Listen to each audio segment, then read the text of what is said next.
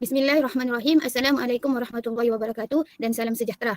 Hari ini kami akan bentangkan tentang kapasiti pedagogi pembelajaran bermakna iaitu KPPB atau dikenal sebagai NPDL, New Pedagogy Deep Learning. Pensyarah pembimbing adalah Dr. Sabariah Bahrun. Pembentang terdiri daripada saya sendiri iaitu Aimin Nurfadilah binti Bahri dan rakan-rakan saya iaitu Muhammad Yusrin bin Muhammad Yunus, Nur Syafiqah binti Yaka, Hasnita binti Sanusi dan Tuan Ahmad Amizan bin Tuan Arif. Kami merupakan pelajar PSMP Pendidikan Islam ambilan Jun 2020 semester 2 tahun 2. Seperti yang kita lihat dalam slide, berikut merupakan kursus yang kita fokuskan dalam perbincangan kita hari ini yang mengandungi elemen KPPB. Iaitu yang pertama PMK 3093 iaitu Pedagogi Pendidikan Islam 2, Ibadah Akhlak dan Jawi. Lepas tu PRKA 3012 iaitu Perancangan Pengajaran dan Pembelajaran. Okey, kita lihat pula kepada proses pasang merungkai. Berikut merupakan objektif yang hendak dicapai dalam kedua-dua kursus tersebut iaitu bagi PMK 3093, objektif yang menjelaskan kandungan bidang pendidikan Islam sekolah rendah. Yang kedua, menganalisis strategi pengajaran dan pembelajaran yang kreatif dan inovatif, membina rancangan pengajaran dan melaksanakan pengajaran mikro melalui pembentangan. Manakala untuk PRK 3012, objektif yang hendak dicapai dalam kursus ini ialah pertama membincangkan komponen-komponen penting dalam rancangan pengajaran dan pembelajaran. Yang kedua, membentangkan rancangan pengajaran harian yang dihasilkan. Yang ketiga, menganalisis simulasi pengajaran mikro dalam kumpulan. Dan keempat, menilai pengajaran mikro yang telah dilaksanakan melalui penilaian rakan sebaya. Dan kelima pula, mereka cipta aktiviti pengajaran dan pembelajaran yang berkesan dengan menggunakan strategi komuniti pembelajaran profesional PLC berpandukan pelbagai sumber. Okey, berikut pula berkaitan dengan pentaksiran berterusan dalam kedua-dua kursus iaitu bagi PMK 3093 Pedagogi Pendidikan Islam 2 Ibadah Akhlak dan Jawi, pentaksiran berterusannya adalah kuis, penulisan RPH, pembentangan mikro. Manakala PRKA 3012 pula iaitu perancangan pengajaran dan pembelajaran, pentaksiran berterusannya adalah penulisan RPH, pembentangan RPH, laporan simulasi mikro, reflektif makro dan penulisan akademik PLC. Seperti kita lihat tu di sini terdapat yang kita bulatkan merah tu merupakan antara yang kita fokuskan yang mengandung elemen KPPB. Seterusnya pula berkaitan dengan backward design. Iaitu C, kurikulum untuk mengenalkan pasti hasil pembelajaran. A pula assessment, menetapkan bukti hasilan untuk dinilai. P pula pedagogi merancang aktiviti PDPC. Backward design ni adalah satu teknik dalam merancang pengajaran yang bermula daripada kita mesti kenal pasti hasil pembelajaran baru kita tetapkan apa bukti pentaksiran dan merancang aktiviti PDPC. Seperti yang saya bentangkan tadi, peringkat pertama kita mesti tahu dulu hasil yang diharapkan dalam satu kursus. Dalam slide ni kita boleh lihat apa yang diharapkan di akhir kursus ni.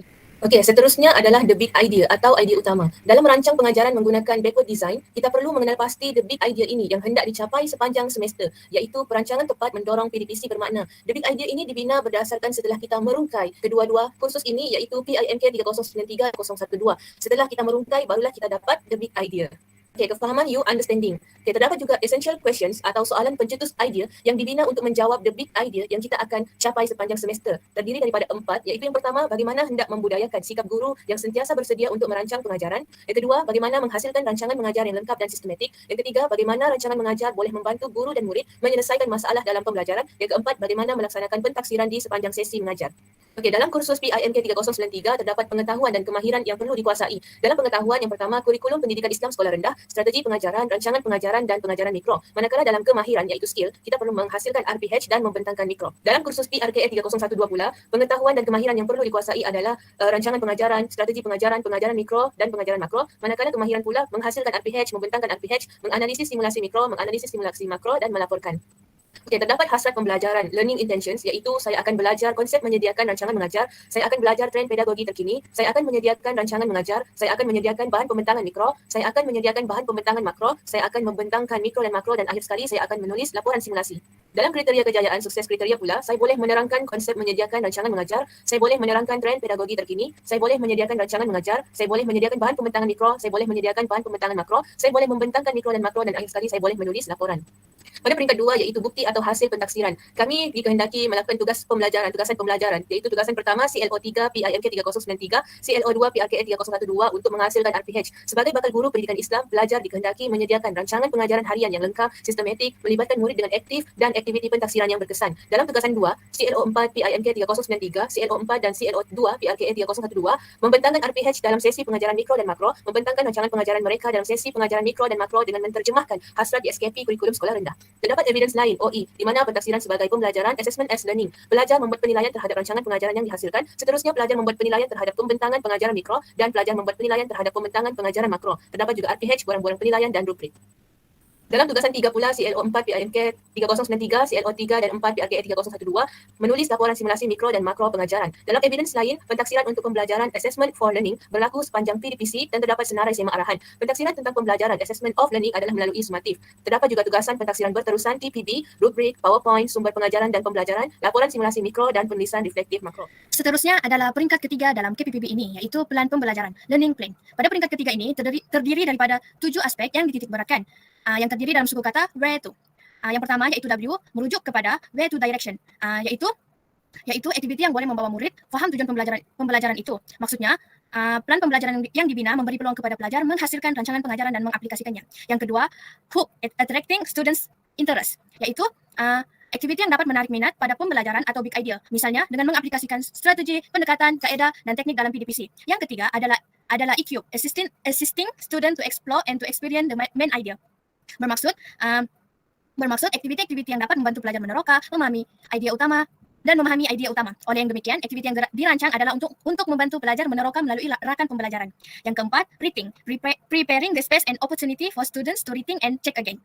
Maksudnya, aktiviti yang dirancang dapat bantu pelajar berfikir, menyimak pemahaman dan tugasan refleksi seterusnya memurnikannya. Yang kelima adalah evaluates. Students are given the opportunity to evaluate their own work and its implication. Ini bermakna aktiviti yang dirancang dapat meraihkan pelbagai kebolehan dan tahap murid dalam pengajaran dan pembelajaran pendidikan Islam. Dan yang terakhir yaitu organize, involving student at maximum level and effectively. Aktiviti pembelajaran murid disusun untuk memaksimumkan penglibatan murid dan pembelajaran berkesan, yaitu berpusatkan murid dan bahan.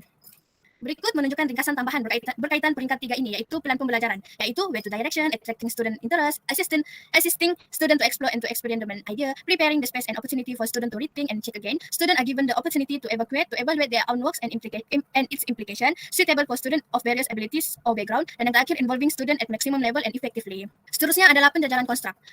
Tugasan yang pertama adalah menghasilkan RPH. Berdasarkan jadwal dalam slide yang menunjukkan aktiviti SLM model pembelajaran pelajar, LD, 6C, 3R, 3I, dan alatan digital bagi tugasan menghasilkan RPH ini.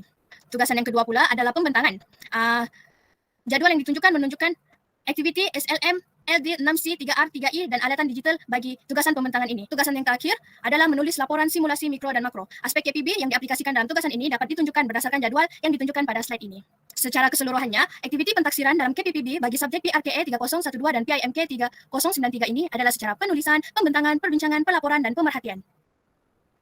Oleh yang demikian, berikut menunjukkan pernyataan umum tahap penguasaan pendidikan Islam yang terdiri pada 6 tahap. Seterusnya kita pergi kepada suara pelajar ataupun voice of student.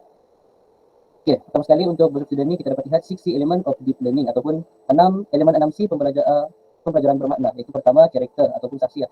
Pelajar yang sangat mahir mencari dan mencipta peluang pembelajaran untuk menjana pengetahuan dan kemahiran yang diperlukan seperti kita lihat dalam gambar. Seperti kita lihat dalam gambar itu pelajar sedang mencari peluang pembelajaran bagi menjana pengetahuan dan kemahiran yang diperlukan. Kedua, citizenship ataupun kewarganegaraan, iaitu pelajar tahu idea utama tugas mereka dan cara terbaik untuk menyampaikannya menggunakan gabungan alatan dan cara komunikasi yang betul. Seperti kita dapat lihat dalam gambar, adanya penggunaan alatan dan cara berkomunikasi yang betul. Seterusnya, collaborative.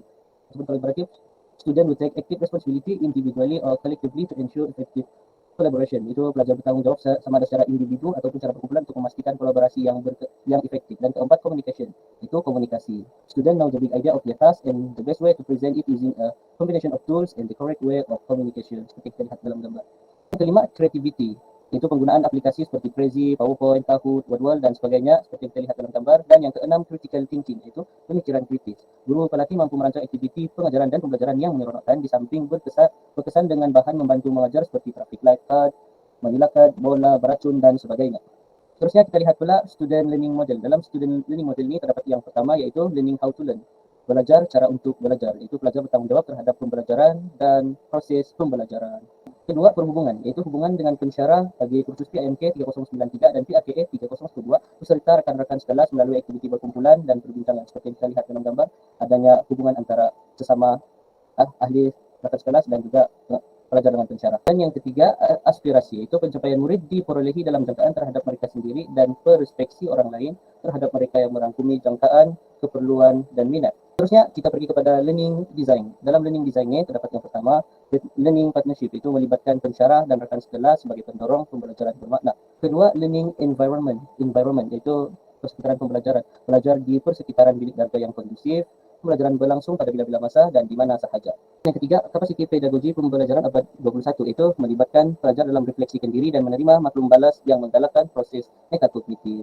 Dan akhir sekali, pemanfaatan digital, itu 3E dan 3R. Seperti kita dapat lihat digital tools, yaitu seperti Google Classroom untuk menghantar tugasan kerja khusus, WhatsApp untuk berkomunikasi berkaitan pentaksiran, Telegram untuk perkongsian ilmu, dan PowerPoint untuk pembentangan. Penggunaan digital tool lain seperti Kahoot, Wordwall, PowerPoint interaktif, dan beberapa digital tool lain seperti Google Meet, video editing, Microsoft Word, YouTube, dan Facebook. Terusnya ialah aspek 3E, engagement, enhancement, and extension.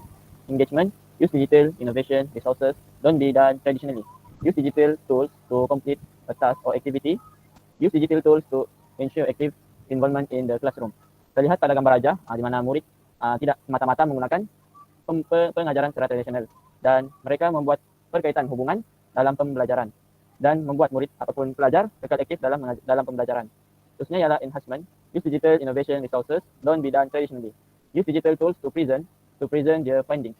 Use digital tools for problem solving and inspiration. Use digital tools for students, exercise or quiz. Guru menggunakan alat bantu untuk meningkatkan pencapaian ataupun prestasi murid seperti menggunakan slide PowerPoint, Wordwall dan web resources. Dan yang terakhir ialah extension, bridging to outside and everyday skills, iaitu mengaitkan ataupun menambah lagi kemahiran di dalam maupun luar kemahiran dalam pengajaran. Baiklah, kita masuk pula kepada 3R, rigor, relevance and relationship. Pertamanya ialah rigor. Rigor ni ialah peranan pertama adalah sebagai guru mata pelajaran pendidikan Islam yang mampu menyediakan rancangan pengajaran. Pelajar dapat mensimulasikan pengajaran yang telah dirancang dan pelajar dapat menginterpretasi reka bentuk kurikulum pendidikan Islam sekolah rendah melalui pengajaran mikro dan makro. Pelajar dapat membuat laporan keseluruhan berkaitan pengajaran yang telah dilaksanakan. Kita lihat gambar aja. Pelajar dapat membuat RPH, membuat pengajaran mikro dan makro dan membuat refleksi. Terusnya ialah relevance, yaitu murid memberi pendedahan awal kepada murid berkaitan kerjaya guru dan suasana bilik darjah yang sebenar. Murid dapat pengalaman langsung dalam memberi tunjuk ajar di dalam kelas. Kita lihat seperti dalam saja, murid ataupun pelajar membuat simulasi mengajar. Dan relationship, mana pelajar terlibat aktif dalam perbincangan dengan rakan sekumpulan dalam pembelajaran. Mana pelajar dapat menyatakan kekuatan, kelemahan, dan cadangan penambahbaikan berdasarkan ulasan pencarah dan rakan. Berikut adalah borang penilaian ataupun untuk kelemahan, penambahbaikan, dan kelebihan. Baiklah, dari segi kelebihan, guru pelatih mempunyai pengalaman sedia ada dalam membina RPH dan aplikasi mikro. Di mana semester sebelum ini, guru pelatih telah membuat RPH dan mikro. Khususnya memberi faedah kepada guru pelatih kerana KPPB yang dihasilkan bertujuan untuk membantu guru pelatih mendalami DSKP dan buku teks pendidikan Islam. Khususnya membantu guru yang mempunyai kemahiran insaniah dan mengaplikasikan pengajaran yang pelbagai seperti didik hibur dalam pengajaran dan pembelajaran. Di mana suara pelajar bagi cabaran pula ialah KPPB adalah sesuatu yang baharu. Justru terdapat kekeliruan dalam melaksanakan KPPB dan memperluaskan pengetahuan dan kemahiran dalam pelbagai aspek. Dan cabaran melalui pengajaran dan pembelajaran iaitu simulasi pengajaran mikro dan makro. Dan akhir sekali, cabaran untuk merungkai dan merangkai hasil pembelajaran. Di mana dari segi cadangan penambahbaikan, guru pelatih perlu meneroka lebih banyak aplikasi-aplikasi yang lebih menarik seperti Quizzes, Wordwall dan sebagainya. Dan mencari lebih banyak sumber bagi mendapatkan pengetahuan tambahan tentang pembinaan RPH yang berkualiti menempati PAK 21. Sebagai rumusannya, pembelajaran adalah salah satu cara untuk berinteraksi dengan dunia luar. Semakin mendalam pendekatan pelajar untuk belajar, semakin tinggi kualiti hasil pembelajaran tersebut. Pembelajaran bermakna menitik beratkan kemahiran yang diperlukan untuk menangani masalah dunia dan aplikasi ilmu dalam kehidupan. Semoga hasrat falsafah pendidikan kebangsaan dan falsafah pendidikan Islam dapat dicapai berdasarkan tahap penguasaan ilmu, amali, amalan, iltizam, penghayatan dan pentarbiatan pelajar dan murid-murid dapat dicapai dalam kehidupan modal insan yang kita harapkan. Sekian, terima kasih.